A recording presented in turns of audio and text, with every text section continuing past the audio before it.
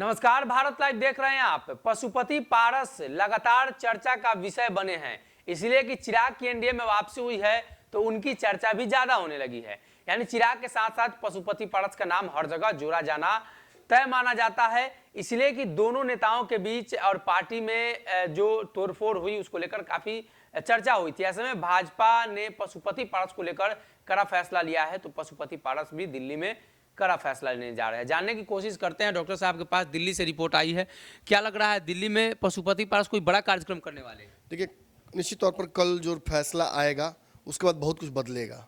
बिहार की सियासत में तेजस्वी यादव का जो दावा है इस कुर्सी पर वो भी बुलंद होगी, लेकिन एनडीए कुनबे में हम देख रहे हैं तो जहां इंटरनल ये दावा आ रहा है कि बहुत सारे दल आने वाले हैं, वहीं ये भी हमें पुख्ता खबर मिल गई है कि पशुपति पारस अब अपने ऑप्शंस ढूंढने लगे हैं, अब विकल्पों पर चर्चा कर रहे हैं। चूँकि इनकी पार्टी के सांसदों में अब ये बात फैल गई है कि या तो हमारे पास एक ऑप्शन है कि हम महागठबंधन की तरफ चले जाएं, या दूसरा ऑप्शन हो गया कि चिराग से वापस सुलह कर लें।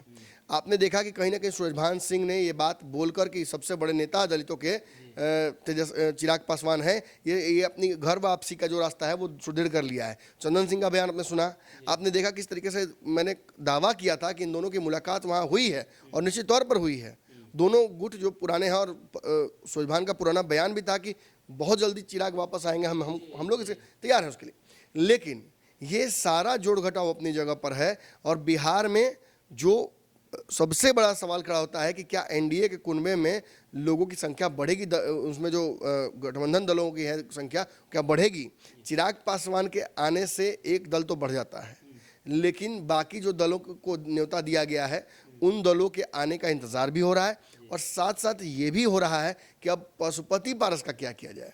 तो पशुपति पारस के पास फिलहाल दो ऑप्शन दिए गए हैं, एक कि वो भाजपा में अपनी पार्टी का विलय कर ले, दूसरा वो चिराग पासवान के साथ सुलह कर उस पार्टी को वापस अपने जो पुराना तरीके से थी ये पार्टी उसी स्टेट में इसको लेकर जाए, और एक चुनाव चिन्ह जो था अपना उस तरीके से चले आगे। लेकिन ये दोनों होता मुझे फिलहाल दिख नहीं रहा है। चिराग पासवान के आने से उनका जो कद बढ़ा है, जो लगातार उनको सामने रखा गया है, पशुपति पारस अब देखिए पूरे चुनाव में दिखे नहीं, कहीं 3 लोग नहीं दिखे हैं, नीतीश, पशुपति पारस, ऐसे 4 लोग नहीं दिखे हैं, जीतन मांझी, नीतीश, आरसीपी और पशुपति पारस। लेकिन इनके नुमाइंदे वहाँ थे, मौजूद थे, लगातार इनके जो समर्थक थे वो मौजूद थे, और इससे कहानी कहीं ना कहीं समझ में आ रही है कि पशुपति पारस कोई बड़ा फैसला ले सकते हैं। अब एक बात है कि फैसला लेंगे, और दूसरा है कि 6 तारीख को रिजल्ट देख के 10 तारीख को मीटिंग करेंगे, आप दिल्ली में तय करेंगे अपने सारे सांसदों, सारे कार्यकर्ताओं और जो शीर्ष नेता हैं उनके साथ बैठकर कोई बड़ा फैसला लेने जा रहे हैं। मतलब आप इससे बेहतर क्या समझना चाहते हैं? खुल की बात समझ में आ गई। कहीं ना कहीं पशुपति पारस एक बहुत बड़ा फैसला ले सकते हैं कि इस गठबंधन में उन्हें रहना है या नहीं, अगर रहना है तो किस साथ विलय करना है, किन रणनीतियों पर आगे चलने। 2 दल लोजपा नाम के एक गठबंधन में तो नहीं रह सकते। चिराग पासवान का दल लोजपा, रामविलास और राष्ट्रीय लोक जनशक्ति पार्टी, ये 2 दल हैं, और ये दोनों दल अब महागठबंधन माफ कीजिएगा एनडीए गठबंधन का हिस्सा है। और ऐसे में भारतीय जनता पार्टी को कन्फ्यूजन होगा, इसलिए कि भाजपा बड़ी पार्टी है और देश स्तरीय पार्टी है, तो राज्य स्तरीय 2 छोटे छोटे दलों के साथ सामंजस्य बनाना काफ़ी मुश्किल होगा।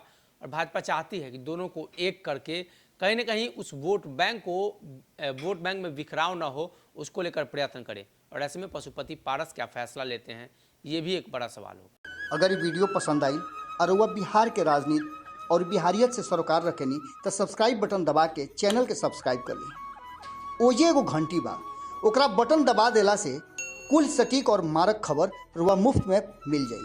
अगर रुआ पत्रकारिता के हमनी के नया प्रयोग में सहयोग कर चाहतानी तो ज्वाइन बटन दबा दी। पेटीएम नंबर नोट कर ली 938681